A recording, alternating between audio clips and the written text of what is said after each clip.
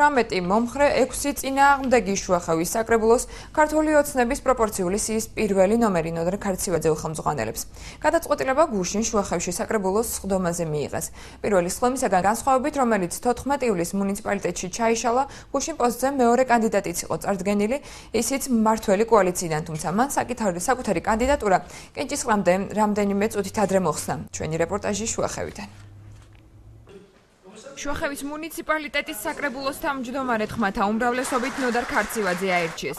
მესამე მოწვევის საკრებულოს პირველ სხდომაზე დეპუტატებმა მას მხარი არ დაუჭირეს და პირველი სხდომა ჩაიშალა. გუშინ კოალიცია ქართულმა ოცნებამ თავმჯდომარეობის ორი კანდიდატი წარადგინა, თუმცა ქარცივაძის კონკურენტმა საკუთარი კანდიდატურა კენჭისყრის დაწყებამდე მოხსნა.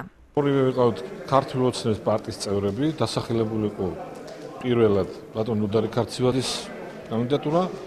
მე არანაირ უფლება აღარ მქონდა ჩემ თანაპარტიას დავპირისპირებო. თავიდან დეპუტატების ხარდაჭერა მათ ვერ ვაწყენებდი და მე გამომარტე შევთანხმდით, რომ ამ ეტაპზე ჩვენ ერთი პარტიის წევრები ვერ დავპირისპირდებოდ.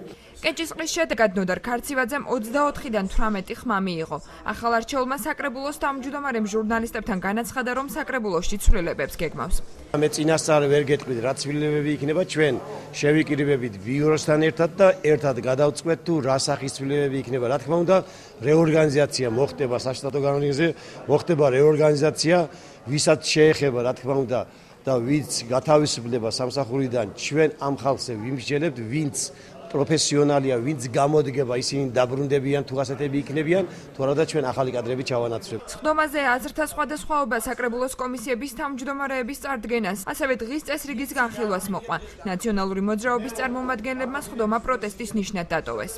სხდომა დავტოვე იმისათვის, როდესაც დებულებებისა და წესდებების განხილვაზე გადავიდნენ, უმრავლესობამ როგორც საერთოდ ჩვევიათ ოდითგანვე არაკომპეტენტურ დეპუტატებს და სხვისი ხელდასმით მოსულებს გაუცნობელ დებულებებზე აიღეს ხელი და თქვენც კი უსმენდით ბოლომდის შეკითხვებს ვსვამ და არავინ არაფერი არ იცოდა, რაზე წევდნენ ხელს. თვით საკრებულოს თავმჯდომარემაც კი არ იცოდა განათლება, კულტურა, მეცნიერება რომელ კომისიაშია შემავალ, რადგან დებულება არც მან იცის. მას კოლმეურნეობის თავმჯდომარეობა გონია ამ სესიის საყვანა. საკრებულოში გუშინ ასევე აირჩიეს თავმჯდომარის მოადგილეც, რომელმაც საკრებულოს თავმჯდომარის მსგავსად განსახორციელებელ ცვლილებებზე ისაუბრა.